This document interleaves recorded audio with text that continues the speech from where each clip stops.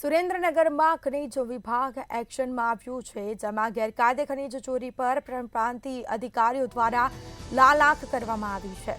વઢવાણ પ્રાંત અધિકારીએ ખનીજ ચોરો પર તવાઈ બોલાવી છે. તપાસ કરવામાં આવી છે, દંડ ફટકારવામાં આવ્યો છે.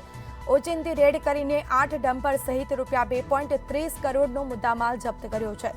લખતર વઢવાણ હાઈવે પરથી ખનીજ ચોરી કરતા ડમ્પરો ઝડપી પાડવામાં આવ્યા છે. અચાનક રેડ કરી હતી અને તે દરમિયાન ડમ્પર ચાલકો ડમ્પર મૂકીને ત્યાંથી ફરાર થયા.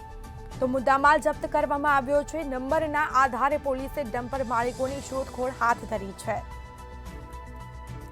તો ખાણ ખનીજ વિભાગ દ્વારા કાર્યવાહી થઈ છે. અંધારામાં રાખીને પ્રાંત અધિકારીઓની ટીમે સપાટો બોલાવ્યો છે.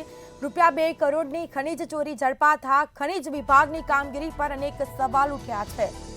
લખતર વઢવાણ હાઈવે પરથી ખનીજ ચોરી કરતા ડમ્પરો પ્રાંત અધિકારીએ ઝડપી પાડ્યા.